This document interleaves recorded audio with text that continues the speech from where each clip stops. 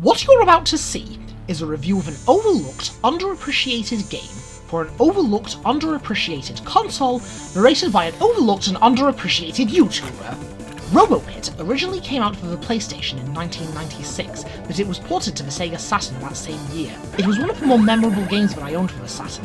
It was developed by Ultron and published by Kokopele. After all these years, hearing that haunting sound of Kokopele's logo hits me with waves of nostalgia.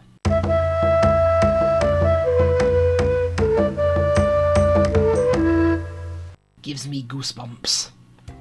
The basic premise is that you're entering a tournament where you can build and customize your own robots.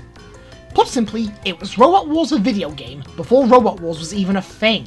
First things first, let's get our machine ready. First we choose the body type from a number of geometric shapes. They all have different stats that dictate your robot's defenses. Then we choose a face. These don't really change your stats, they just add a bit of personality. Now, would you believe the simple shapes and cartoonish faces were the reason some of the older game magazines gave Robo Pit a low score? Because obviously anything marketed towards a younger audience is going to be crap, and it's ludicrous to think that anything kid-friendly or cartoonish will make for a successful franchise. Oh, by the way, I was being sarcastic. Well, duh. You can give your robot humanoid legs, or you can give them wheels for an authentic Robot Wars experience. Cars, motorbikes, tanks, springs, even upside-down helicopters. At first, you only have a small selection of weapons to choose from, like swords, rocket launchers, shields, fists, but you can expand your arsenal. We'll come back to this later. For this playthrough, I decided to make a robot based on the Kobus from Sakura Wars and named it after the title character. No, not that glorified fan character, the real title character. Anyway, our wondrous war machine is ready to jump into the fray, and all that's left is to say, "Let the wars begin!" It starts out in a first-person view, but you can change the camera angle with the Z button for a third-person view. If you choose to use the auto fight command, you get a better view of both robots zooming in and out. Funnily enough, Nintendo wanted to use a camera like this for a multiplayer version of Super Mario 64. So the first thing you'll notice in Robo Pit are the graphics. Very simplistic, and the backgrounds themselves have a certain postmodern minimalism about them. Or to put that in a somewhat less pretentious way, the graphics aren't that great. Which is yet another reason people back then said the game was crap without actually smegging playing it.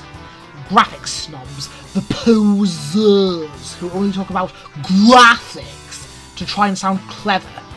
It never occurs to them that a game can have fantastic graphics and still have mediocre gameplay.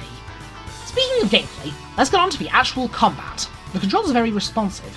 Use A for the left arm, B for the right arm, and C to jump.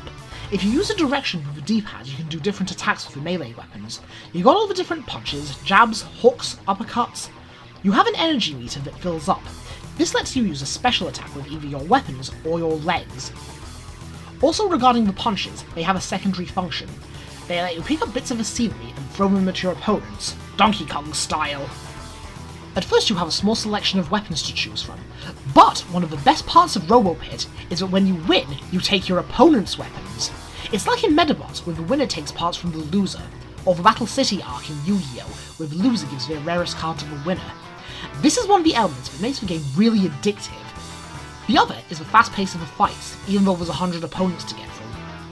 Yeah, it's like reading a book with short chapters. Since katanas are a thing in this game, I give one to Sakura as soon as possible. Now that is an authentic looking homage, and it's still more respectful to the original heroine than that poser from the PS4 reboot. But since changing arms is a thing, I made a robot based on Grounder from Adventures of Sonic the Hedgehog, specifically for this purpose. But there is a drawback. You see, this game also has an experience point system, where your robot's proficiency with a weapon increases the more you use it. And you don't get proficiency for weapon type, it's for that specific weapon. So you can't, for example, raise your mace all the way up and have the hammer at 100%, you have to level them both up individually. It's a lot like the slow, gradual stat increases in Final Fantasy II. So it's better to just keep the same weapon throughout your tournament career, unless you want to painstakingly train with every single weapon. I was doing well with Sakura until the later matches, where the opponents have much better stats and their AI starts to favour hit and run tactics. When you lose, your opponents get your weapons. I refused to let go of my katana, so whenever I'd lose, I'd reset and reload. Over, and over, and over, and over again. Until one time, I loaded only to find there was nothing there. All my robots were missing. It turns out that in my frustration, I accidentally hit save instead of load. I lost everything. The robots, the weapons, my progress, all of it.